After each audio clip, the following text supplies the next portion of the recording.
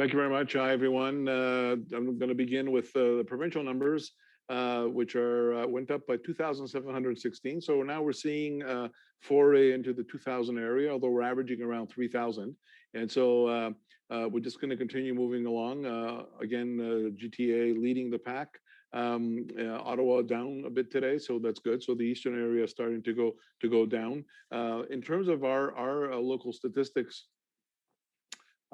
we've had some good trends downwards. I can tell you that, where are we here? Sorry about that.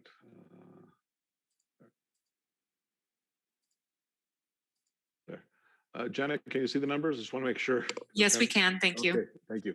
So you can see that we're up to 209 active cases. And I think what I'd like to sort of point out is over the weekend, I know that we added, it seems that we added overall multiple cases, and we added like 39 over the weekend, but I want to break it down.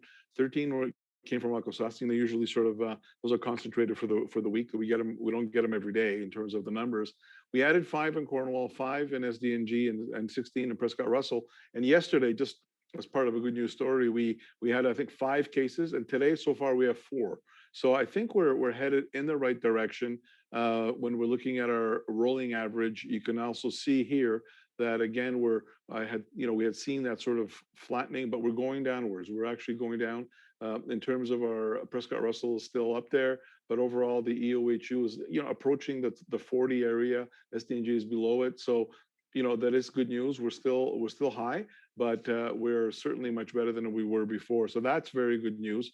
The other thing that I want to share as well is that our outbreaks are down. We have 3 outbreaks, and a couple of weeks ago we were in the teens in terms of outbreaks. Unfortunately we had one death, an individual from the community that died in hospital. Unfortunately, another tragic death.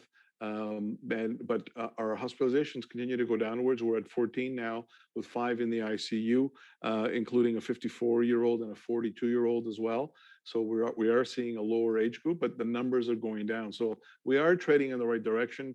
Provincially, what we're seeing is the ICU numbers still in the 800 and something range, as well as the hospitalization slightly decreasing, and again, still to very high levels of cases where, again, as we approach next week in terms of potentially removing the restrictions, we are recommending to extend it for a couple of more weeks just to get those numbers down more to a more manageable level, both in terms of public health capacity, but also our acute care system, and to set us off in the right direction as we start to reopen the economy over the summer and reopen society over the summer, progressively, slowly, and as we increase the number of vaccinations in our area. So again, we've got some good news here. We need to continue moving forward and hopefully see our numbers treading in the lower number of case numbers. The lower the case numbers, the less transmission we'll have into schools, into long-term care homes, and so on. And we're seeing a testament of that. As our numbers go down, our ICU admissions go down, the hospitalizations go down, and a number of outbreaks are going down as well. So I think that's good news all around, and hopefully we'll be able to continue that trend. The other good news story is that we're now starting with our vaccinations, and we are actually doing quite well with our vaccines. We're up to more than 75,000 vaccines given. We will be putting on our website. I have a chart that we'll be creating. I just want to share that with you right now. In terms of our number of cases, how we break it down. So this will be put on our website and updated on a regular basis. As of today, excluding today's clinics, which we had in Morrisburg, we're up to more than 75,000 doses, most of which are first dose. There's a couple of thousand given second dose here. So you could see our long-term care, we're over 10,000. Our fixed sites, which are most of which are mass immunization clinics, are 53,000. Hospital-based, we've given 5,965. Our congregate setting, which we're going out for group homes, those type of things, are 995, and we've actually done 282 home visits for homebound individuals, and the combination of pharmacy and primary care is 4,392, with a total of 75,000 in our area. We're very happy to report that. A total number of people that are eligible for vaccine in our area is about 175,000. Actually, if you look at 12-year-olds and above, we're close to about 180,000. And so as we approach the end of this month, we will be approaching more than 100,000, which will be a significant foray into 60-70%, which I think is a very good number to go to. In terms of some of the other things in terms of vaccines, I wanted to share a few things with everybody. We know that our vaccine numbers are going to start increasing as of next week. We'll be getting more trays the last 2 weeks of May, and into June we're getting even more trays. So we're planning. So in terms of our clinics, we've got clinics booked all the way through from May 11th to May 29th, with literally less than 2,000 left to book. We're also adding for that period of time another 2,640 spots, and through to May, to the following week from the end of May to June 5th, we're actually adding another 10,500. So by the first week of June, we'll have vaccinated just in our mass immunization clinics another 30,000 or so. That'll bring us up 100,000. That's not counting pharmacies and others in our area. So I think that is very good news in our area. Like I said, we're just waiting to make those numbers go up. We're comfortable at levels, 60-70% first dose, and then starting to give the second dose, which again, those are the gauges that we'll be using to be able to guide us as to how quickly we would want to, and how much, to what extent we're going to, remove some of the restrictions. So unlike previous lockdowns, we're going out into a vaccinated territory, and we know the first dose protects significantly. Only 0.06% of people vaccinated first dose contracted the illness, and most of those contracted it within 14 days of the first dose. So we do have a good level of protection, and then we'll get an even better level once we give a second dose. So as we get those numbers, we'll be able to see more comfort and a much more progressive way of removing some of the measures in terms of gatherings and openings and restrictions and so on. So that's good news all around. As of tomorrow, in our through the central booking system, there will be a group 2 of the individuals that can't work from home, and that's our long list of grocery workers, retail workers, restaurant workers, LCBO, and so on, bus drivers, and so on, is there. And so they'll be able to get an appointment there, as well as individuals who are at risk. So conditions like diabetes, heart problems, others that are not in the previous sections will be able to book their appointments as well. And as of this Thursday, individuals, regardless of whatever category they fall into, 40 years of age and over, will be able to book their appointments. Usually the ministry does it on Thursdays for the age groups, and usually for the other groups as well. But this week they surprised us. Actually, they did the press release this morning saying that as of tomorrow, people can book for group 2 and for if they're at risk. As of this Thursday, it's going to be 40 plus. As of next Thursday, it's going to be 30 plus, and as of the following Thursday, it's going to be 18 plus. So as you can see, within the next 2 weeks, we will really be vaccinating any adults. The question that we keep getting is about youth and young kids, and obviously 16 and above can be vaccinated with the Pfizer vaccine.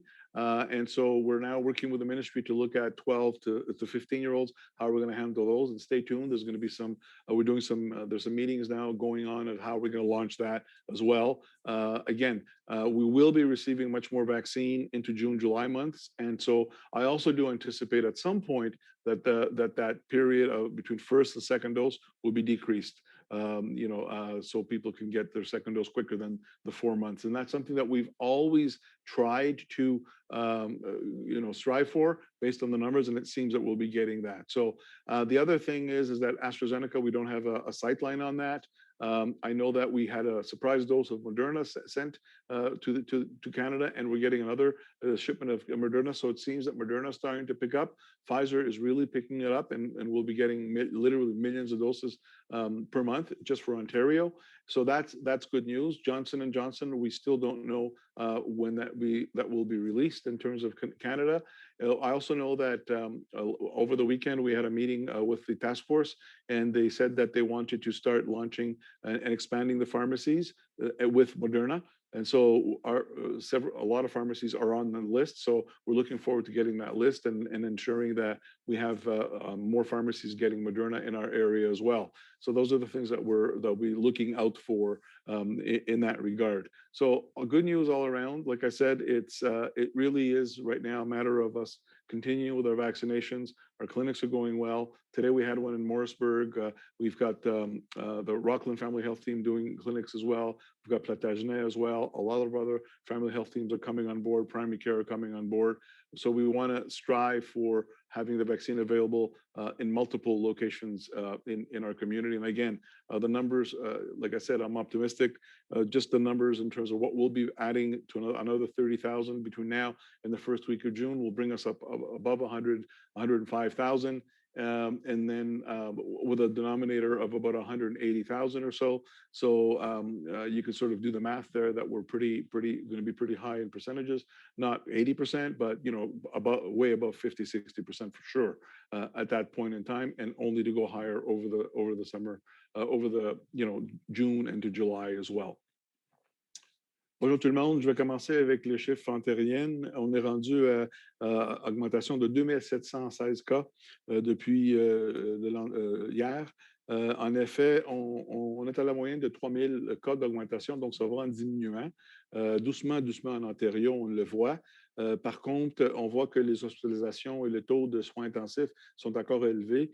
Donc, c'est une chose à suivre. C'est une baisse de chiffres plus lent qu'on voit. Toujours, c'est autour de Toronto, que c'est les bureaux de santé qui sont les plus élevés. Et Ottawa aussi a diminué, je pense qu'il y avait 80. Donc ça, c'est des bonnes nouvelles. On va sur le bon pas, à mon avis. Je vais juste partager mon écran ici en français. Voilà, je vais le partager maintenant. C'est beau. Bon, on voit ici que nous avons actuellement 209 cas actifs dans notre région et nous avons 14 hospitalisés et 5 aux soins intensifs. Donc, parmi des 5 aux soins intensifs, il y a une personne de 54 et une autre quarantaine d'âge. Nous avons 14 à l'hôpital. Ça, c'est beaucoup moins qu'on avait il y a quelques semaines. On a eu un autre décès. C'est une personne âgée qui est morte à l'hôpital. À ce moment-là, on voit qu'on a 3 cas de flambée seulement. Souvenez-vous, il y a quelques semaines, on avait comme une vingtaine. Donc, ça, on va sur la bonne direction. Au niveau de la moyenne mobile, on voit que vraiment, on avait comme un plafonnement ici au niveau des chiffres pour à peu près la semaine passée. Mais vous voyez, c'est beaucoup moins que c'était à peu près en mi-avril. Et on voit doucement que ça commence à diminuer. Là, on est rendu à 44 pour le Bureau de santé de l'Est-Ontario. 40, c'est rouge. Donc, on est encore un peu plus haut, mais vous voyez, on va sur la bonne direction. Espérons que ça va continuer avec ce type de dessin qu'on voit ici. Au niveau des vaccins, vous voyez qu'on est rendu à 75 000 et plus, et on ne compte pas les à peu près 600 qu'on donne aujourd'hui au Morrisburg. Je vais juste changer ici parce que là, je vais commencer à parler des vaccins de façon un peu plus spécifique. Encore, je vais essayer de partager mon écran parce que j'ai une autre statistique que je voudrais partager. Voilà, je l'ai ici. Attendez, je veux juste encore partager mon écran. Voilà.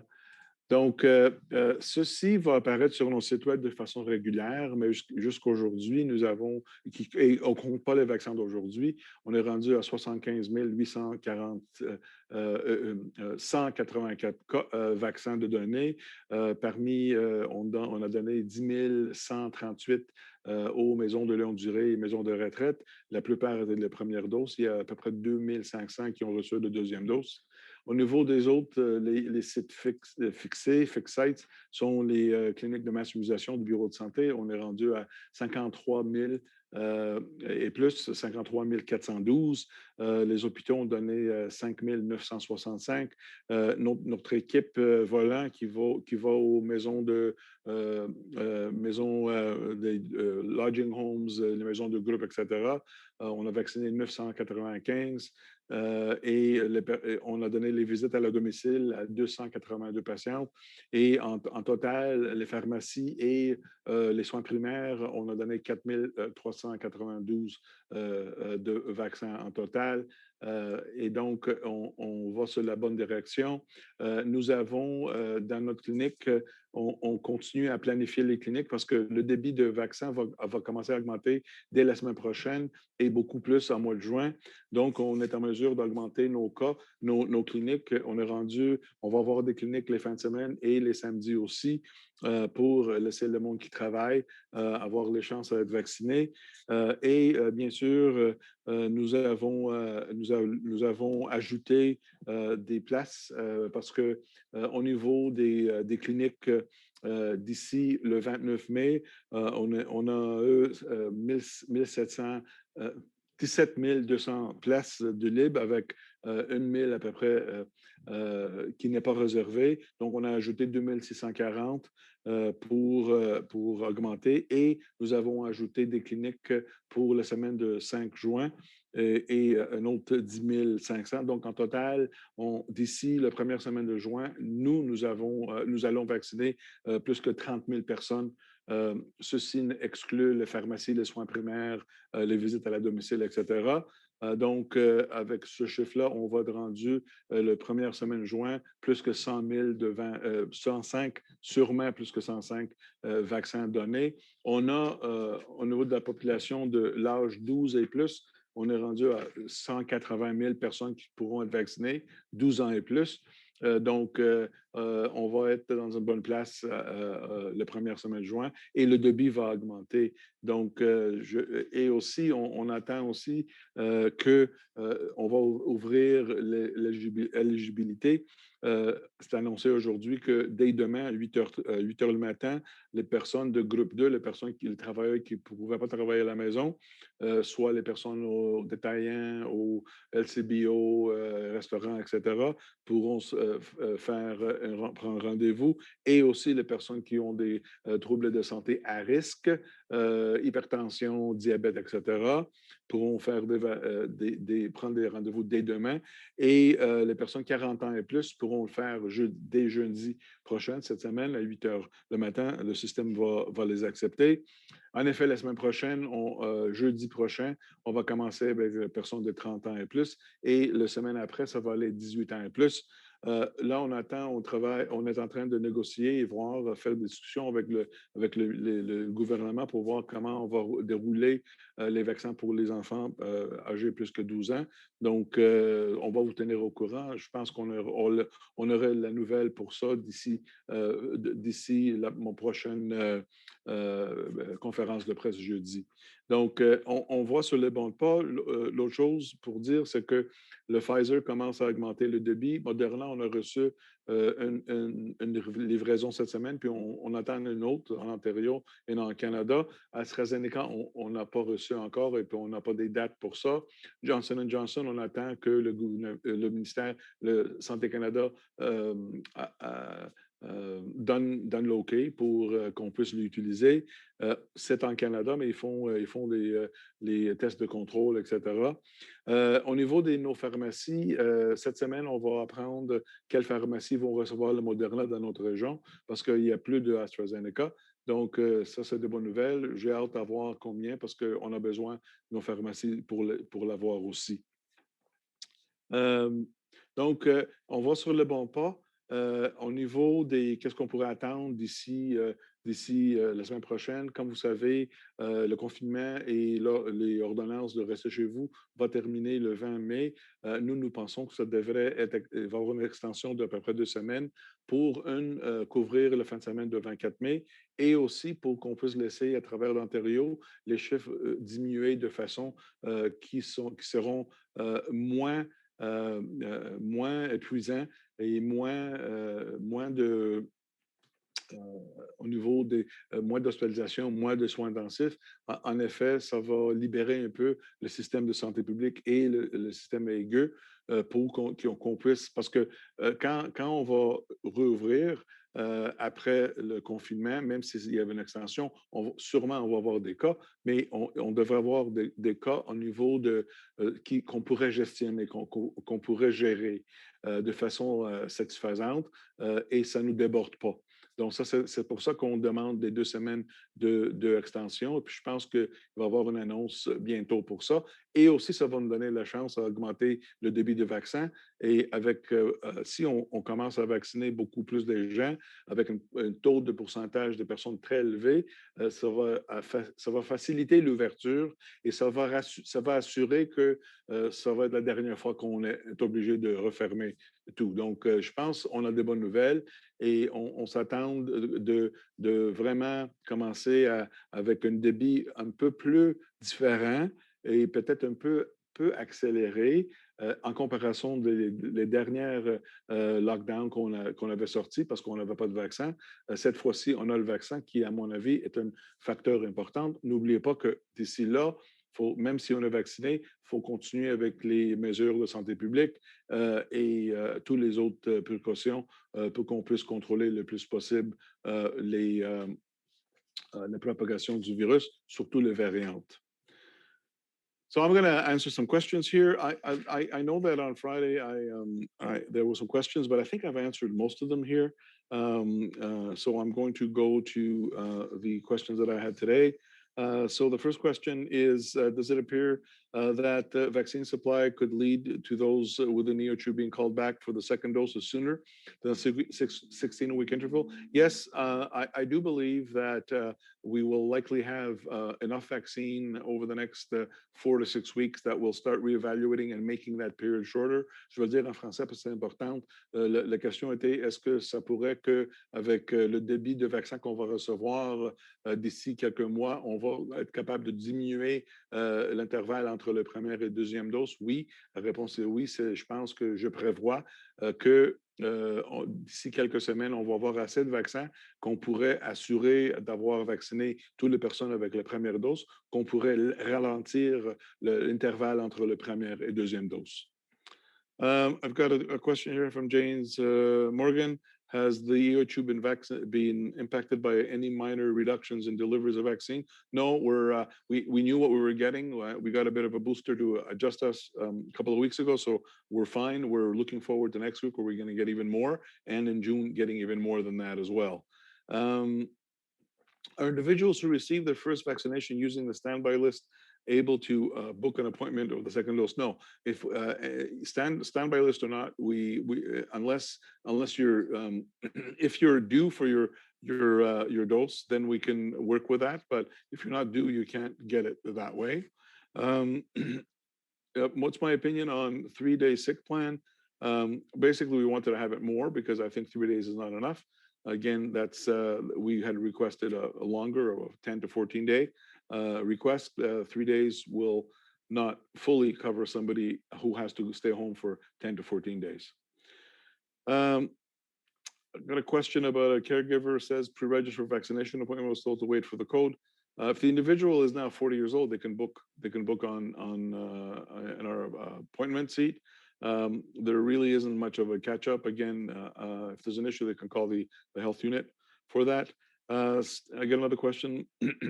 Have any vaccines received by the EOHU been spoiled? If so, what's the cause? No, they have not been spoiled. And when we talk about wastage, what happens is that at the end of our clinics, a lot of our vaccinators have actually withdrawn extra doses. They're so good at it right now. So we're always left with extra doses, and we do not get rid of those in the garbage. No, we don't waste them. We have practically no wastage in our clinics. What we're doing is that's why we have the standby list and people come and get vaccinated. That's the purpose of it, because we can't predict it. Sometimes there's some no-shows, but in many situations we draw extra doses. Our nurses are quite good at drawing even extra doses, even beyond the 6 doses of Pfizer. We get a 7th out of that. Téléjournal, commentaire sur l'ordre. OK. Marie-Ève Dumoulin me demande au niveau de rester à la maison, prolonger. Oui, j'ai parlé pendant mon conférence de presse que oui, je pense qu'on devrait avoir une extension pour 2 semaines pour donner vraiment la chance qu'on aurait des cas qu'on pourrait gérer et pour donner un peu plus de temps pour avoir un pourcentage important de population vaccinée. So Jenna, that's it for now. I will take the questions. Thank you, Dr. Paul. Merci. Our first questions come from Natasha Wood, Nation Valley News. Please go ahead. Hi, Dr. Paul. Hi, Natasha. So I have 2 questions here. Do you think campgrounds will be allowed to open under the renewed stay-at-home order? I don't know. At this point, they all are allowed for only very limited purposes. What I can tell you is that as we progress into, the late May into June, we're looking at prioritizing outdoor activities versus indoor activities. So I think that we'll know in the next couple of weeks. But I can tell you that whatever is outdoors is going to open first. Okay. And if there were no hotspots, meaning people as young as 18 can get the jab, do you think people 40 years old and above across the board would have been eligible for vaccination before now? I'm not sure. I have to look at the numbers. They did not really use much more of a vaccine. I think that it's important to balance it provincially, and it's important to have an equitable, not an equal approach. So if there's a real hotspot and people are dying, people are in intensive care, equity means you have to give them what they need. Equality means giving them the same. If giving them the same means that others get hired because if it's equal, then it means that you're not looking at the disparities. So I'm good with both ways. I think that we're at a reasonable time frame, and we're looking at 40 this week. We're looking at 30 next week, and 18 before the end of this month. So I think we're progressing very well. And now that we have more vaccine, that will be less of an issue. Okay, thank you so much. You're welcome. Next question, Bill Kingston, Newswatch Group. Please go ahead. Yes, hi, Dr. Paul. Hey, Bill. Hi, I wanted to ask you, obviously with the groups opening up tomorrow and then 40 plus on Thursday, the number of vaccinators and the support staff are going to really ramp up. Meantime, your testing sites are seeing about maybe 200 to 300 tests per day based on those 6 sites. Do you have enough staff for the contract tracers that you said before to do vaccination, or do you see any option of consolidating the testing sites down to fewer locations to pull some of those staff? Yeah, that's a good point. Now it's come to the point where all our 6 testing centers are manned by the hospitals, not us. We gave them up. So my staff is not doing any testing anymore because we pulled them back for vaccines.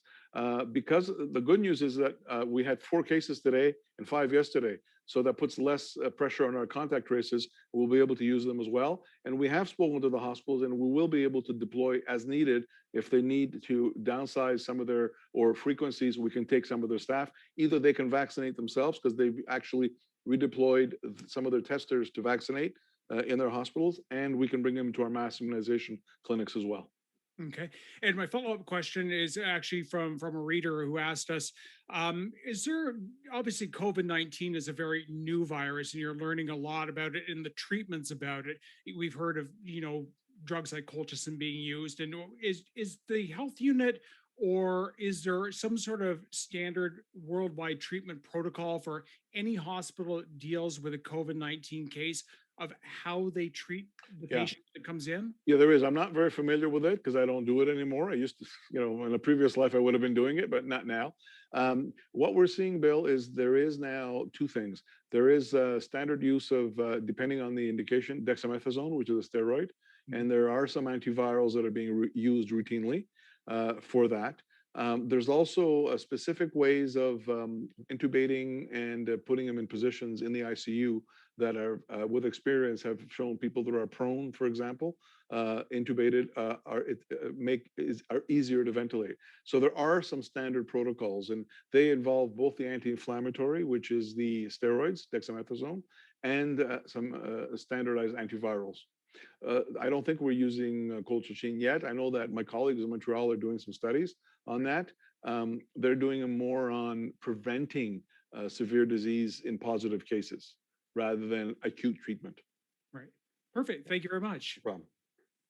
Do those joining by phone have questions? Press *6 to unmute. Ceux qui se joignent par téléphone ont-ils des questions? Appuyez les touches étoile 6 pour désactiver le mode silencieux. Those are all the questions for today, Dr. Paul. Thank you very much. Merci.